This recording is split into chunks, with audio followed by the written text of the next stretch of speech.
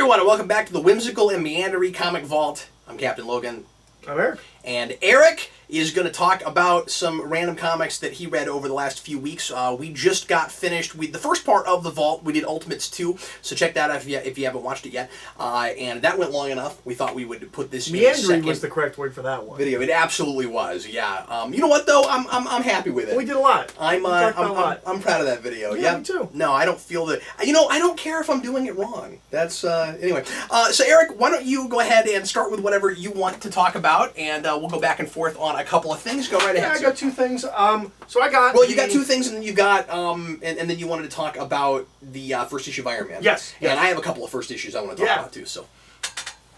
So I've got Black Panther. This is Volume 1 by the Christopher Priest. It's a complete collection of Christopher Priest. This has 17 issues in it. I've read 10 of these. Oh, cool. So I haven't read the whole thing. I won't be reviewing the whole thing. I'll maybe come back when I have read all of it. Yeah. This is great. It took me a couple issues. I talked to you after I'd read the first 2 or 3 issues where I'm like, yeah, I'm not in Black Panther's head. This is a book written for the world before the movie comes out. Okay. This movie is very aware that you don't care about Black Panther, you don't think he's cool or interesting. And it's going to show you why he's cool or interesting. So a lot like Jeff Johns' Aquaman. Yes, a lot like Jeff Johns' Aquaman. The problem is I exist in a post-movie world. I'm coming to this because That's why you came there in the first place. Yeah. So it's a little bit of a slog for the first couple if Aquaman issues. is awesome, it's going to be weird for anybody who goes back to Jeff Johns. Yeah. If Aquaman all of a sudden is cool, it will be weird. Yeah. And that's kind of what this is. This book introduces Everett Ross, who is the character in the FBI agent in the movie. Completely different character. Yeah. He is portrayed as a more pathetic Michael J. Fox. Is the best way I could describe him. Imagine Michael J. Fox, but really lame. That's essentially... Do you mean Marty McFly, or do you mean Michael J. Fox? I mean, the characters Michael J. Fox portrays. Generally, yeah. Yeah, Okay. Michael J. Fox at the beginning of Teen Wolf. Not the end of Teen Wolf, where he's learning his lesson, at the beginning of Teen Wolf. Yeah, okay, sure. That's who Everett Ross is. Everett Ross is a character who... So, this is also the book that introduces the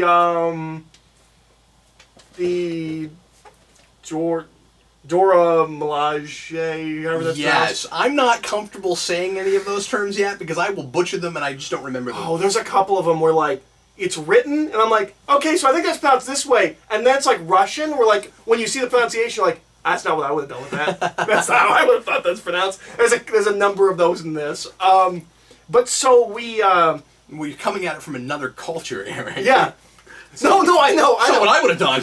But I have the same thing with Russian. We're like. Your phonetics are backwards.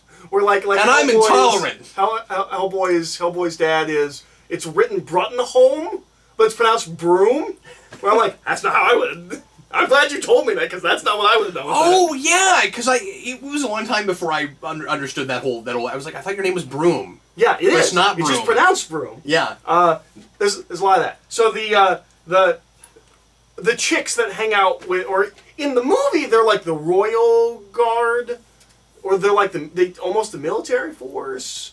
Yeah. In this, they are explicitly two characters who are super hot, sexy, kung fu teenagers, who are both... They're like a bodyguard, right? Yes. They're his personal bodyguard, and they speak to no one but him. And each other. And I got a little bit of that in the stuff I read from last time. Yeah, it's funny we're going backwards, because I reviewed some stuff that comes right after this. And so, Everett Ross cannot stop... Right after this, but after this. Everett Ross cannot stop talking about how hot they are. And, how lucky Black Panther is. But in his summation of them is always the word teenager. He's a little skeezy. He's also sleeping with his boss. Okay. He's endearing but not likable, if that makes any sense. No, sure. So he's our eyes in. Basically what's happening in this is Black Panther's come to America because there's been some murders that somehow tie back to Wakanda, and Black Panther showing up to deal with that. When he does that, there's immediately a coup over in Wakanda, and so there's kind of two arcs, and the first arc ends with basically Black Panther can't come home. Someone else is running. He's a crazy person. He's really interesting, but he's crazy. the politics in this book are fascinating. Because we have a point where Black Panther, where they have like a big gala event for Black Panther, right? For T'Challa.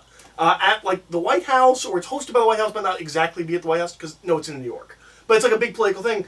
And like, they make this big deal out of... It's in the New York White House, yeah. But they make this big deal out of, he's a political, like he's an ambassador, like he's a foreign dignitary. Mm-hmm. But no one ever treats him like that. He's just hanging out with the Avengers. Like, no one's ever made a big deal about him coming to America. Yeah, sure. And someone's like, well, maybe we should throw him a party. Maybe we should make a big deal. And then there's a whole thing where everyone at that party, they're all white people. Because they're all politicians. Yeah. And they start inviting like celebrities, like rappers and things, like people, and they show up and immediately they're like, oh, I love you, Black Panther. And then there's a gathering of black people outside of the building who are all there in support of Black Panther. Because they all love that he's here. And he kind of gets up there and there's a whole thing where like the police immediately assume it's a riot. It's crazy, the things that this book deals with and goes to, and it's great. And Black Panther's so... Political's the wrong word. He's so... Diplomatic? Diplomatic and, like, chess play-y. Like, he's a guy that's always kind of 10 steps ahead and never misspeaks. He's just strategic. He's like Dr. Doom Batman. Interesting. Maybe we call it manipulative.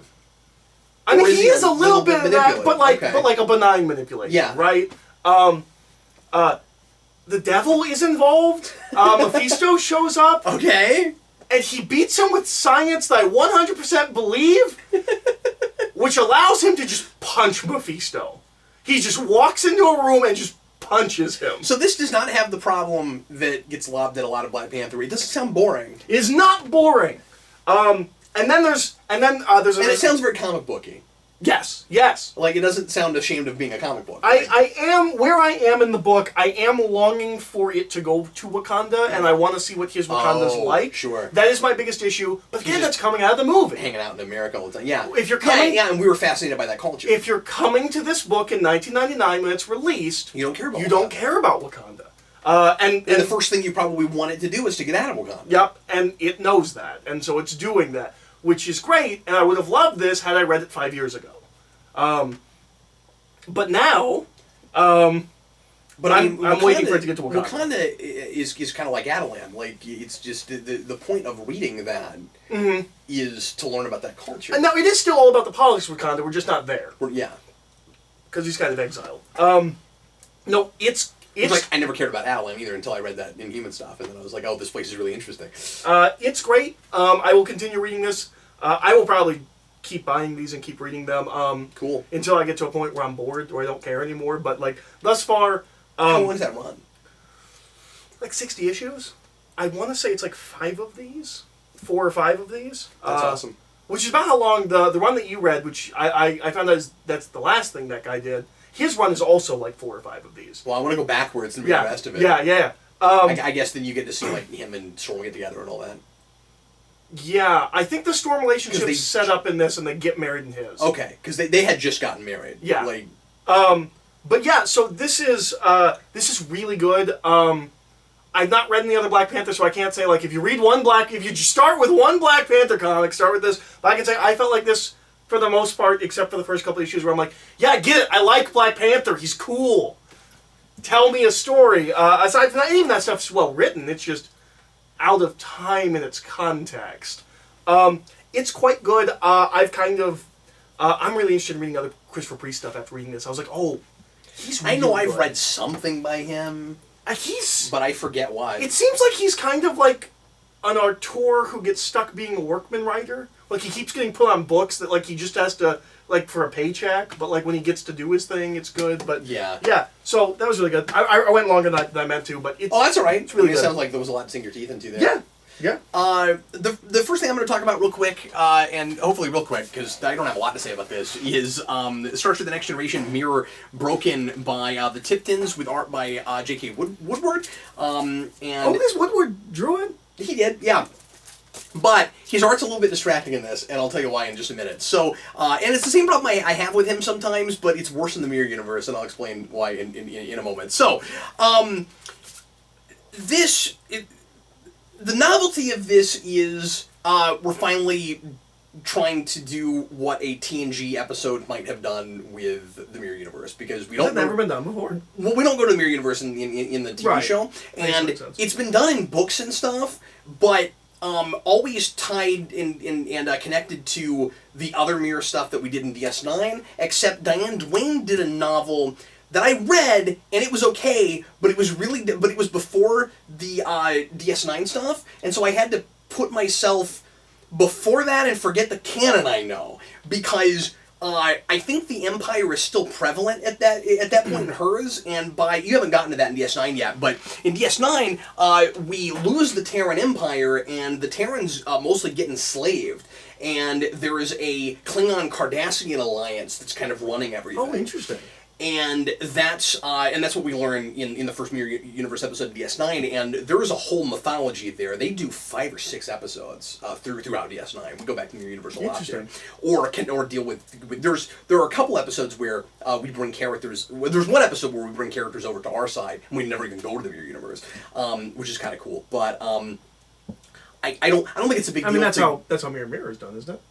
No, I mean, we go there. Do we go there? Oh, yeah. Okay. No, I'll have to show you Mirror. Okay. It's wonderful. I have seen it, but it was a long time ago. Yeah, no, sure. I don't think this is maybe giving too much away, Eric, with you having not watched DS9, but the stuff we've been watching lately, you've been getting some Bareil. We do a whole episode that's just Mirror Bareil. We just bring Mirror Bareil over. It's actually really good. You would think that's not cool. It ended up being really interesting. Anyway, but with Power Rangers monster. Mirror Bareil. No, I guess not a monster. It's either the lead monster or the general. But yeah, so I say this is trying to look like what the TV show might have done with Mirror Universe. The sequel to it more so, which maybe I'll talk about next time. I've started it. I didn't finish it for the show. I'll do it next time. I guess I'll talk about these separately for the 15 people that might care. But it kind of more does that. This is squarely a story just set in the Mirror Universe, kind of like what Enterprise did, except this doesn't mention our universe at all. Even that Enterprise episode at least acknowledged our universe. This is just squarely set in the Mirror Universe, and it's kind of just setting up what the status quo at this point is, and what the Mirror TNG characters are, and it just reads too much like a pilot for a show that's never going to get made. And if this was the first arc of a monthly, I might be more okay with it, but this is the problem the Tipsons have a lot with Star Trek. They have a whole 5 issues, and they don't get nearly enough done with it. There's not enough story being told here. It's way too much setup with not nearly enough payoff, and it's too derivative of things we've done in the Mirror Universe before. So, in A Mirror Darkly and Enterprise is Jonathan Archer kills his captain, steals the Enterprise, goes off to get a souped up futuristic ship that turns out to be the Defiant from the Tholian Web that has gone both from a different universe and back in time. That's the whole plot of that episode. It's the captain of the Enterprise trying to show initiative. It's like 09. And sure, but trying to take over the Empire himself, and of course, the whole point of the Mirror Universe is that it's the opposite of the Federation, and it doesn't work because everyone's out for themselves, and they increase in rank by killing the person above them, and everyone, it's might makes right, and that's how everybody lives, right?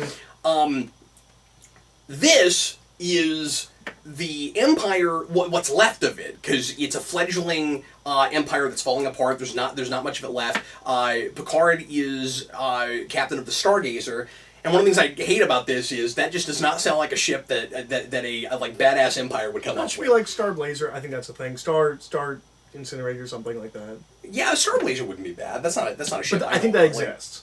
But not in Star Trek. No, not in Star Trek. Like, you could call it that. Yeah, I that's don't know. true. But I don't know. Like, and everyone would be like, "Oh, it's a reference." it's already maybe a little bit of a stretch that a warship would be named Enterprise, but Stargazer? I have a tough time with that. Well, no, it's Enterprise like the Godzilla vs. Mothra. Enterprise! That's it, sure. That just sounds too rosy to me. I have a tough time with that. But anyway, so he's flying the Stargazer, and I like the status quo in setting up what we have in DS9, where the Klingon-Cardassian alliance has taken over, but there's still remnants of the Empire. But it's so broken up that people in starships in the Empire don't even know how big the Empire is, or if there really is totally still such a thing. Like it's kind of a big rumor that the Empire is basically broken up, and these ships are kind of just flying off half-cocked on their own, hoping they're still an Empire and still holding on to the tenets and the rules of the Empire. And Picard hears that about this ship that might be being built by the Empire, but they're keeping it really hush-hush, and it's the Enterprise D. And this whole book is just him going to steal the Enterprise D. I don't like that. It's they could have been, I don't know. I think this could have been a lot more creative in even just its premise. Some of the ruthless versions of our characters in TNG are kind of fun. I like that Geordi LaForge has the exact same personality, but he's still kind of a sociopath, like a lot of these characters are. It's kind of fun. He's, instead of a visor, he's got these like big binocular things like bolted into his face. I think that's pretty great. Data is horrifying because he was rescued by the Empire just like he was rescued by the Federation, and he still wants to be human, and he wants to be like these people, and that's, I don't know. Again, it could be a little bit more interesting, because I'm not sure why he would want to be like ruthless like they are, except just generically, well, they rescued me, so I want to be like them. But it's kind of interesting that they're bad role models and he doesn't know it. I kind of like that about it. And then there is kind of missed opportunities where you have you have Beverly Crusher, who insists on always taking her son with her because he's apparently like kind of catatonic and messed up and can't be off on his own. But then it turns out, spoiler alert, that that they're just telling people that, and he's actually like has his full mental faculties, and Wesley is still kind of the genius he is in TNG. They don't really do much with it, and again, it all feels you like could have fun with Evil Wesley. You could, and they don't do a lot with it, and it just kind of feels like, again, kind of set up for something else. Well, then immediately after this, they put out another book called Through the Mirror, and does Mirror Picard love kids? Yeah, that's hilarious. They did another book right after that was weekly for whatever reason. They put out the 5 issues within a month and a half, and I started reading it. It's, again, so far I'm not in love with it, but I would think that immediately after this you would just like do more of this. And what's weird is Woodward only draws the backup features for that book, and I do kind of like this. His art is only Mirror Universe. If we're in the Mirror Universe, it looks like Tipton, or it looks like Woodward. That's okay. kind of fun. Yeah. And then when we're in our universe, everybody looks like the style that they're drawing for that, which I think is I forget his name, but just I don't have it in front of me. Just the main guy that they do that they do a lot of Star Trek stuff for. I forget who that is. Anyway, but what's weird? I was going to say this earlier.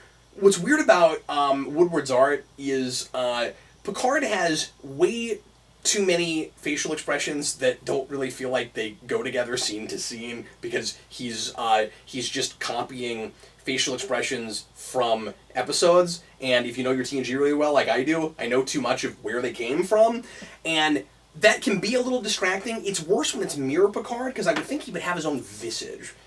I wouldn't think Mirror Picard would have exactly the same facial expressions that regular Picard does. Like, Patrick Stewart would do a different thing with it. He would scowl more. He would look more, well, even this kind of comes directly from an episode, but there's still a little bit of a scowl to that. I would think you would go grab images of his face from other performances. You wouldn't go look at Picard. Sure. You would go look at his stuff in Safe House. Yeah. And things like that. Well, and he's played bad guys before. Yeah. No, that's a good point, and we don't do that. You go to that movie we did with Anton Yelchin a couple of years ago, Greenwood. Yeah, I wanted to see that. Yeah, me too. I heard it was horrifying. Yeah. But anyway, yeah. So that's about all I have to say about it. I don't recommend it. I don't think it's great.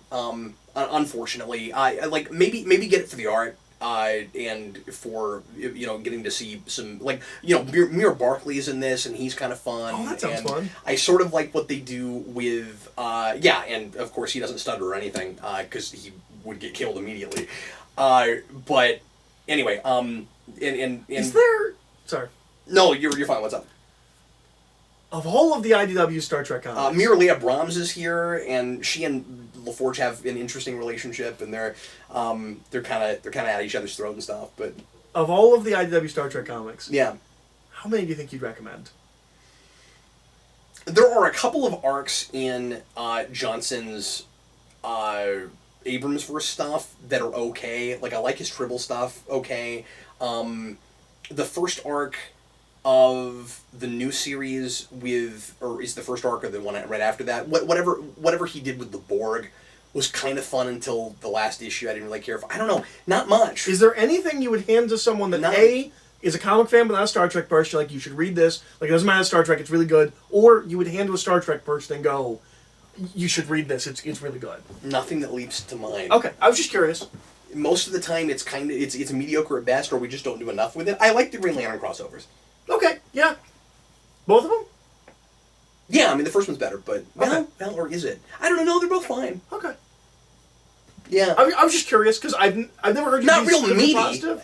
Yeah. Well, and I just don't feel like I can really sink my teeth in this stuff. The biggest issue... Sorry, I've talked too long about this. The biggest issue with this is it feels like it's trying to be too authentic to what the TV show would have done with it at the time.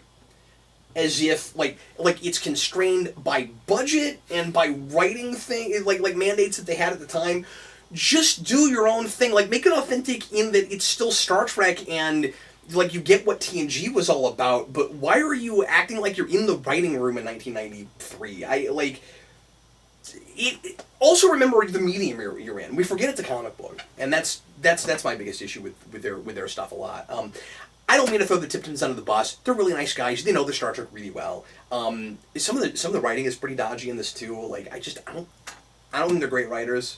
I think they would be really good Star Trek archivists, but I don't.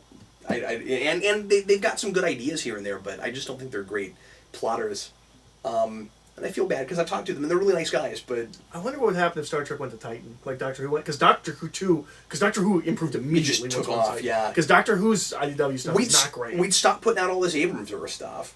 I don't think anybody cares about that. They would do. And I don't know anybody that reads that stuff. They would do a TOS book, a TNG book, and then they do minis for DS9, Voyager, Enterprise, and see if anybody. I mean, I do appreciate that IDW is putting out TNG stuff again and trying different things, and that's nice. And like, I think a Mirror ongoing could be really cool, but just keep it in the Mirror universe. And we do this a lot at IDW. We'll try something in a miniseries and see if it sells well. And I guess this sold okay because then they immediately did another one. But why wouldn't you keep going? Why does it need to be? I mean, maybe they'll do a crossover and then they'll go back to Mirror Universe. Maybe that's the whole point. I forgot to mention the Emperor Spock thing because the premise of the book after this is immediately what I would have opened with, which is everybody thinks Emperor Spock is dead. Oh, we found him. What's he up to? What's he doing in this fledgling empire? Isn't that what you'd open? Isn't that what you'd start with?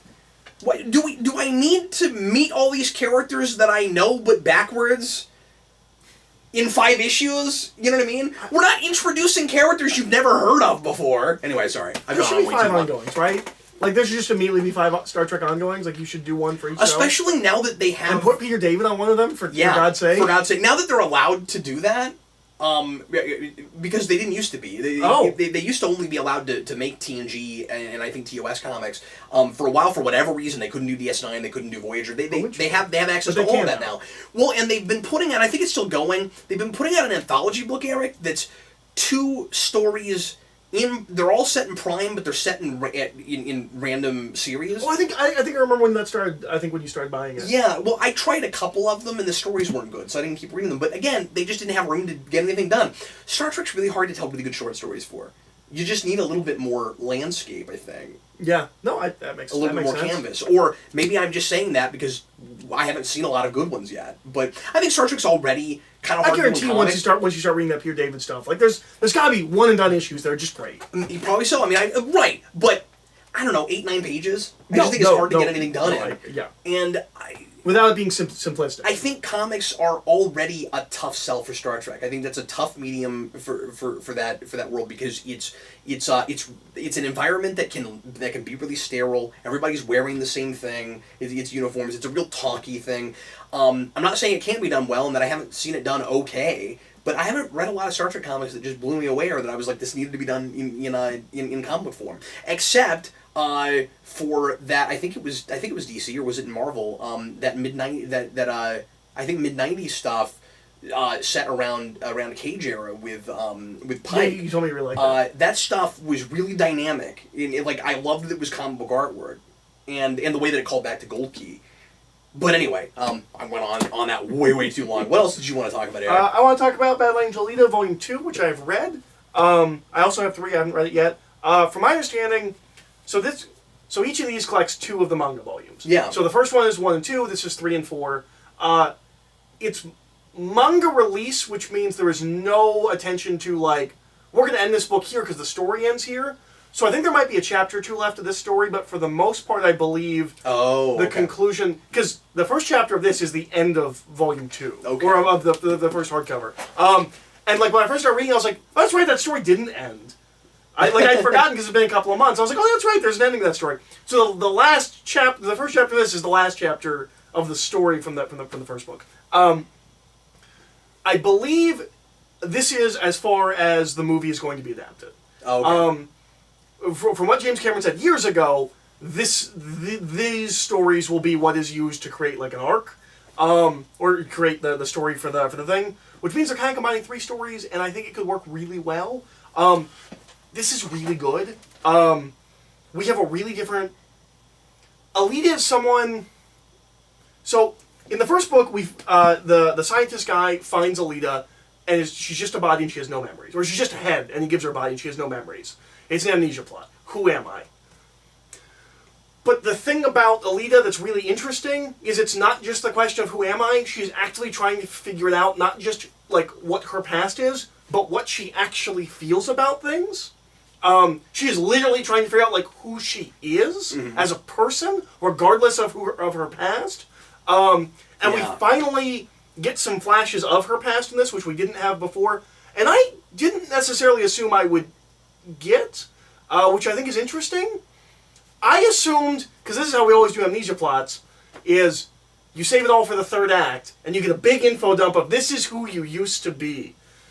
You're getting it in smatterings. She gets a flash here and there, and it's working as a serialized narrative. The majority of this is a sport called motorball, which is like racing and wrestling. Like it's kind of like pod racing, but it's people. How does that work? Well, they have like a track, and there's this ball, which is specifically designed to be like unholdable.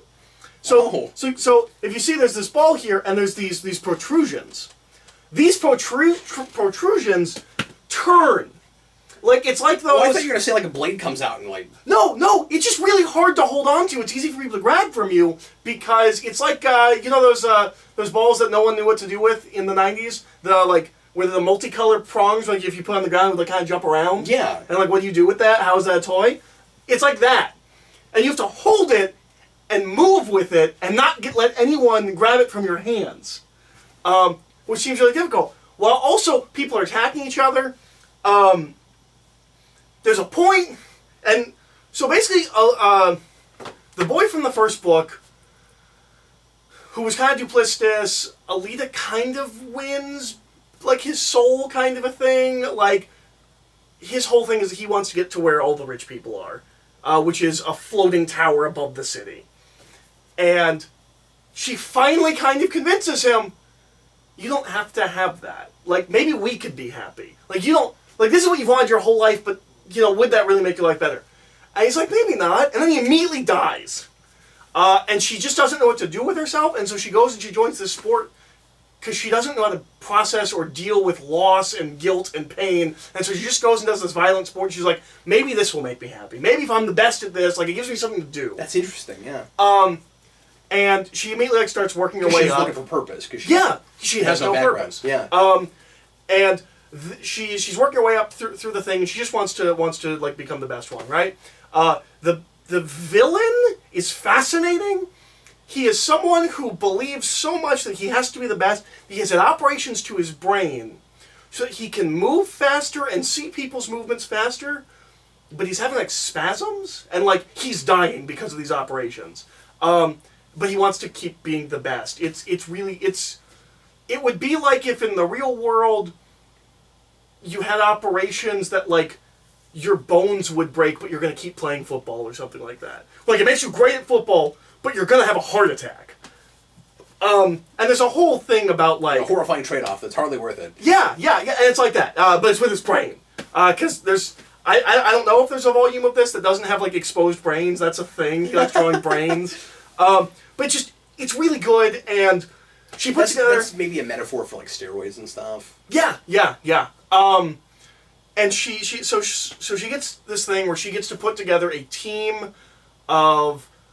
Because the champion fights by himself against like 5-man teams with like one arm tied behind his back. Like that's how confident he is. So he says she can face him if she has like a 5-man team. One of which is just Grace Jones. Like it's this chick and she takes off her helmet and she's just Grace Jones. Like that's just who she is. We could do that stuff in the 90s, I guess, where you're just like, that's an actress. Her team is fun, but not characterized well enough. They're caricatures. I don't really know enough about them. Okay. That's my biggest problem. And then they all just die. And, like, I don't feel any loss. So, like, you'll never know more about that. Yeah. Well, and she's done with the motorball thing at the end. She realizes, she's like, okay, well, I'm going to finish doing this, but, like, I don't need to keep doing this. Like, I didn't find what I was looking for. I'm going to go do something else. And there's a guy that's kind of like her manager. You think moving on, there's going to be several more of those? Maybe. Like, here's the thing that I'm going to try, and I didn't like it, you know, like... I hope not. But, or I'm going to try flipping hamburgers for a while. I didn't like that very much. If they do, I hope it's more natural. Where, like, it doesn't feel like, and you're doing that again, you're doing that, like, it's just, that's naturally where she goes. Like, that would be fine. But the guy who's her manager, who used to be a motorball player, used to be, like, the best. And then, like, his body gave out, like, he just, you know, it's the athlete thing where, like, you know, athletes have a short, not lifespan, but, like, you're not an athlete when you're 40, right? Like you have a short span that you can be an athlete. And he's kind of at that place. And he's supporting her. And then she tells him... He's the John Candy in Cool Runnings. Yes, he's the John Candy in Cool Runnings. And then she tells him, okay, so once I fight the champion, like, win or lose, like, I'm just out. And he cannot deal with that. Oh, wow. And, like, threatens to murder her. Because he has her under contract. It's a whole thing. Oh, okay. It's really good. I'm really excited. If this is the bulk of the film, I think it could be really good. And there's... Also, they're going to do, like, that sport? I'm pretty sure that sport's supposed to be in the movie. Cool. According to James Cameron in, like, 2007, that sport is in the movie. And I rewatched the trailer after reading some of this, and I want to say there's one or two, like, shots where I'm like, okay, that is motorball. Oh, interesting. But there's this guy, I just have to tell you, because I think you'll think it's amusing. There's this guy... who's this big, like, fat robot who never wins that she puts on her team, like, out of the kindness of her heart. It's this guy. You see that guy? Yeah. He's this sad, big, fat robot who looks like that. Sorry, I'm distracted by the fact that no one in the stands has a face. Yeah. I was about to compliment they put this stuff out weekly. I was about to compliment this on how detailed it was, and then all these people have no face. Again, they put this stuff out weekly. Yeah. And nobody's late in Japan. He wins the tournament. Because no one's... The fat robot? Yeah. So Alita's fighting the champion, and he sets up all these rules and like what the course is. And basically, if the ball goes out of bounds, a new one gets shot up like in a random location. So she's fighting, like they're just doing like a fighting thing, right? Because it's a comic. And she beats him. This is all great. That's how he feels. That's not literal. That's how he feels. Oh. It's awesome. And there's his brain. Because we like drawing brains. And then... Is it not... Okay, so they keep fighting after it. The ball just shoots up near the end, and all that guy has done is try to get to the finish line, and shoots up right before the end. He becomes the champion. He just gets the ball and crosses the finish line. And he wins. Okay. It's great. It's so great. And it's kind of really well set up because we just keep cutting back to him. He's like, I'm going to make it. I'm going to... He's got like a little engine that goes... Yeah, he's like... That's exactly what it is. It's, I really like it. It's really That's good. pretty great. Well, we are over time. I'm just going to real quick mention a couple things I was going to talk about. Sure, I guess it sort of recommends. I read the first... Maybe I'll talk about this after I've read the whole first arc. I read the first couple issues of the Witchblade series that started last year. How is that? It's okay. It is a all-female I noticed creative there's, like, team. no nudity. Yeah. Or, like, no scantily cladness. There's no scantily cladness. It's a different kind of thing, sort of. Because that book was kind of a police book and kind of a street-level crime drama when it was, but then it went to more occult places. I didn't read a ton of Witchblade. This doesn't have the same stylistic nature. It's a little bit more like, I don't know, maybe I would describe it as like... more like it's more like a detective book. It's more like a Sam and Twitch or something like that. And it's violent like that, but not stylized like that. Okay.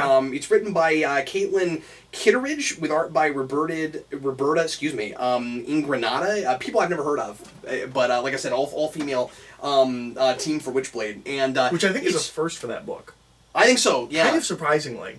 It's a really good jumping on point. I mean, like, because it starts over. It's a totally new character. Is it a reboot?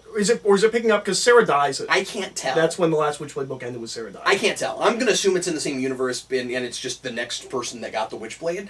The big twist this time is supposed to be that the Witchblade grabs someone right after she's died and brings her back to life. Okay. Which is kind of interesting, and they talk a lot about the vagueness of the mythology and how nobody knows what the Witchblade is and where it comes from, and that's kind of interesting. And I don't know if they'll be definitive about that, or if we're going to try to keep that really vague, but like... I thought there were answers for that. I thought I'd read answers for that. Yeah, maybe so. But maybe the guy who is who is supposed to be training her... Is it a guy? I forget. But the person who's trying to train her maybe doesn't know the answers, but the answers are there. I don't know. Or maybe I have read answers, but later they get rewritten, and there's like it's contradictory. But like there's a murder and she's blamed for it and she's on the run and stuff, and it's the typical thing at the beginning of a Witchblade thing, I guess, where so I guess sort of like if you're Blue Beetle and you have the Scarab, where like it keeps doing things kind of in spite of you. Or like the symbiote. Yeah, or the symbiote, yeah, and the question constantly is, whether the Witchblade is going to reject her, and if it rejects her, it will kill her because you have to accept it. And but I kind of liked it for like reminding me what the Witchblade is and how all that works, because I haven't read a lot of Witchblade. And we should read some of Ron Mars. We should, point. yeah, because I really like that stuff. I'm curious about it. It's too grounded for my taste. I want a more heightened Witchblade. And Ron Mars is a little bit more heightened. Yeah. I have a question, but I can't remember this, so Sure. And then the other thing I was going to mention, just real briefly, and because again I'll probably talk about this when the first arc is done, is the first issue of Scott Snyder's Justice League. I have not read. I have not finished reading the first issue of Jeff Johns' action, or Jeff Johns of Bendis's action. No, Justice League. Because that first issue's out. Right. And I read that. Okay. I haven't read No Justice yet. I haven't done that yet. But I thought you were saying you hadn't read No Justice. No, I was backtracking and saying because people were asking me if I would talk about not action, Man of Steel, and I haven't gotten to it, but I will try to do that for next time. Or maybe I'll just wait until it's done because it's only a few issues. 4, isn't it? Is it 4 or 5? I think it's 4 weekly because 2's out. I think it's a weekly book. I might be wrong. Maybe 3's already out. I think, or maybe that comes 3 out might come out this week. Okay, cool. So it might be. I'll try to by next show that whole thing will be out. Maybe we can both read it. Sure. Or one of us can. Sure. I'll try to do that. But yes, I've got No Justice. I need to read that. I haven't done that yet. I enjoyed the first issue of Scott Snyder's Justice League a lot. I think if it keeps going in the direction that it looks like it's going in, it could very easily be thought of as a real modern definitive run. Maybe the first one since Grant Morrison's. Yeah, maybe so. I mean, a lot of people like things that Johns did in his, but it was hit and miss. Well, and it was so going into other people's books and... Yeah, hopefully this doesn't do too much of that, but because it's a Snyder thing, DC is bound to make things into events. Or maybe they've learned their lesson, I don't know. But it's a thing that obviously coming out of an event, maybe they won't have that problem because it's directly tied to metal, because of course it is. But it's really good, the way it's tied to metal. Scott Snyder, I never thought this looking at his Batman. He's really good at interdimensional, and he's really good at cosmic, crazy, fifth dimensional Well, obviously that's not weirdness. horror books either. Yeah, he's really good at it. In a way, he's like the next Morrison. Like it's not Morrison-esque exactly, just because it feels more grounded, even though it's Jim not. Starlin-y, maybe? I don't know how to describe it. It's because or more like, I mean, Kirby's not a writer, but more like the stuff Kirby was drawing. If that makes any sense. I mean, Kirby did write. But like Kirby-esque, yeah. In that he goes to those really weird places, but it's not so much about like the philosophy and the existentialness of it. Like Morrison tends to take that stuff. I guess that's what I'm saying. It's about the ideas. It's about the ideas, and like they can be metaphors for things, and he can talk about things, but it kind of starts from a place of just, isn't that weird? Which is out funny, there, 'cause that's... and here are things you've never thought of before. Because that's my biggest issue with Scott Snyder's Batman. Is he has to explain everything. He has to philosophize. He's not doing that as much with this. That's great. And Metal was like that too. Yeah, it feels like a really fun extension of Metal, and it's not dark and dire yet like that was, although it might go to those places. It's Scott Snyder. His Justice League banters a lot. And they are very fun and funny, and it's not too much yet. I mean, there's a lot of dialogue, and he might be laying it on a little too thick, but it didn't bother me. I thought it was really fun, and he has so much reverence for Martian Manhunter, and I'm very excited about that. And it looks like a thing that's going to be probably revolving on around Manhunter quite a bit. It deals a lot with Manhunter's past and his family getting killed on Mars. And like I said, the threat is really interesting because it's like the building blocks of the multiverse on its way to destroy Earth. I don't really understand that yet, or know totally what it means, but it's really out there and weird, and it's fun. And then the other thing I wanted to mention is it's like I said, really classic Justice League because we're doing Legion of Doom, and we're making Lex Luthor a bad guy again, finally, even though he's kind of saying, I'm not a bad guy, I'm a hero, but he's very much a bad guy, and he's leading the Legion of Doom, and you have the classic Legion of Doom characters and Joker's there. And the stupid hair. We seem to every 2 or 3 years feel the need to do that kind of thing, but I'm excited that Snyder's doing it. I feel like he's earned it. Yeah. Do you feel remiss in not reading No Justice? Do you feel like you missed anything? Not really. I kind of wondered if that was going to be like that. I mean, they mentioned stuff in it. Okay. And have an asterisk, this was in No Justice, but okay. That felt routine. It felt unnecessary. Okay. I'm excited about it. And I should mention, I'm reading some first issues here and there to mention them on the channel in digital right now. We've been talking a lot about how we feel about modern comics, and I've been sinking way too much money into modern comics and not reading them, and I've been having a lot of other things to do and stuff. I am kind of switching to trade, which is so weird in my brain, with a lot of modern stuff, and I have the few things that I've always bought in singles that I've got to keep collecting, but I'm going to collect in singles. Stuff that I have to collect. I'm gonna read more current stuff in trade. So if there's stuff that comes out that you're really curious to hear us review, mention it to me, because I might not even think to buy it. I'm just buying less. And I want to start sinking more money into my old collections and start going back and buying Silver and Bronze Age again, because that stuff is getting harder and harder to get as the years go by. And I really need to be focusing on that. So for anybody that's interested, that's what I'm doing with my collecting now. But I will still read some things here and there in digital. And again, buy the things that, I've still got, like, it's funny because I'm paring my pull list down really hard, but it's still like 15, That's almost half down. Yeah, about half down. Yeah. Anyway, and then you wanted to mention... I wanted to mention Dan Slott's Iron Man. I read the first issue. It's good. It's, I said this to you the other day. It's too jokey, but I knew it was going to be too jokey going in, so it's not too jokey. It is way more jokey than I would ever want in an Iron Man book, but it's an acceptable level of too jokey, if that makes any sense. At least for your bias going in. Yeah, right, yeah, for like what you were expecting.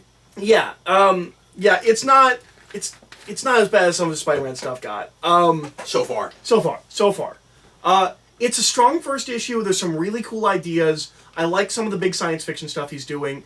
And most importantly, it's a single issue story with threads for a later story. Oh, cool. You can read just that issue and get a whole story, but also it sets up some other stuff. Really? That's yes. Cool. Okay. It's really nice. It doesn't feel like just a setup thing. No, I mean, it is. It's a first issue setup issue. Sure, like, yeah. But it feels like things are happening. Fin Fang Foom shows up, Iron Man fights him, and defeats him. Wow. And at the end, the controller's like, because Iron Man found like a disc in his brain. The controller's like, Iron Man probably knows I controlled Fing Fang Foom, but he doesn't know why or how. Like it was great. It was a real nice. It was an issue.